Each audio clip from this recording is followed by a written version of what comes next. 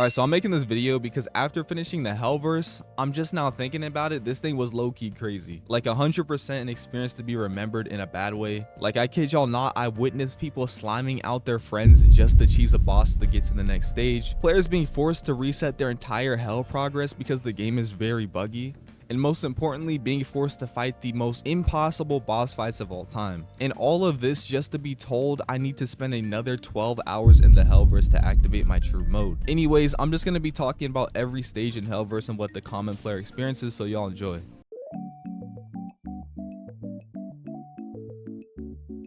Okay, so ring 1 gotta be bottom 2 rings in my opinion. You pretty much just go around doing the most tedious quest in Roblox history, that being defeat 100 hell mobs. Now the hell mobs themselves aren't hard at all, they're actually kind of easy once you get down the timings. The only hard part about it is the keto drones grinding with you. Like, no disrespect to the keto players out there, you gotta do what you gotta do. But if you're a kendo or speed player like myself, keto players make this stage 100 times harder. Like, I kid y'all not, the moment you're going to get some damage, expect to be blasted by like 50 Ceros. Like, y'all will be taking more damage to the players than the actual mobs. And don't forget, after taking all of that damage to kill one mob, you got to get rid of the 80-second combat tag and regen your health all the way before taking on the next mob, just to repeat the same thing again. Now once you're done with the kill 100 mobs quest, you get to the hard part, the boss. After doing an annoying parkour to get up to the boss, you finally fight him. Now not only does this guy take away your mode, he also has the most broken boss moveset in the game. Call me crazy, but I think this boss is the overall strongest one out of every boss in Hell. Not only does his base moves have Bankai level AoE and damage, they are also impossible to block because of all the GFX. So because of this, almost every player has resulted to just glitching the boss out of the arena and have him die from the lava and other players. Now yes, there are some who did this guy legit, but not everybody's trying to swap to a pure keto build just to have a chance at beating this demon.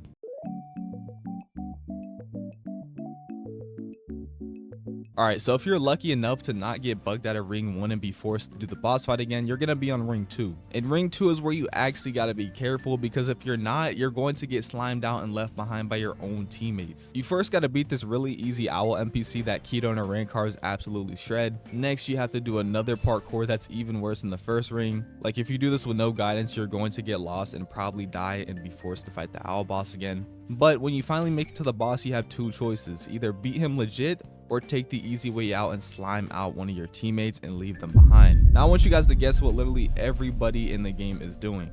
The easy way, obviously. Like, the boss isn't as crazy as the first one.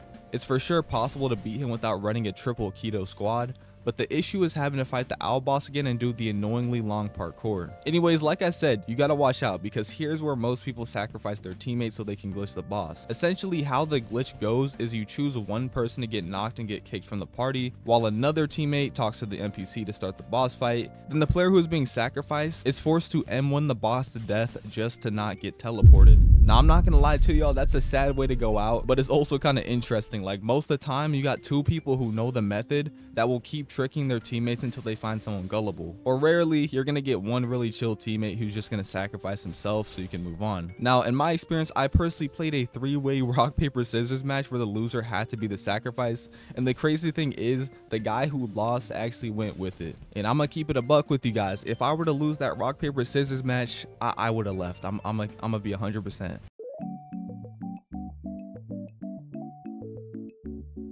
So ring 3 is literally like ring 2 without all the extra steps. In my opinion, it's low-key kind of crazy that it's this simple, but I'm kind of glad it's not like any of the other stages. Anyways, you just got to run through a ton of owl NPCs to get to the boss. Now this boss is way easier than all the previous ring bosses in my opinion, because you can pop mode and his moves are kind of slow. But if I'm gonna keep it 100% with y'all, I glitched him out on my second run. Like, y'all can't blame me, but my teammates were selling hard and just refused to pop mode, so I had to take matters into my own hands. Now my third run, you might think I made it, but no, I got slimed out by my own teammates. Like, me and one other guy found another teammate who told us this new method. We listened to him, and long story short, we both got sacrificed. But y'all could probably also guess how the fourth run went. Me and my teammate who got scammed waited and found another player just to do the exact same thing to him and leave him behind. I'm telling y'all, it really gets slimy out here. All right, people will leave you for the next stage.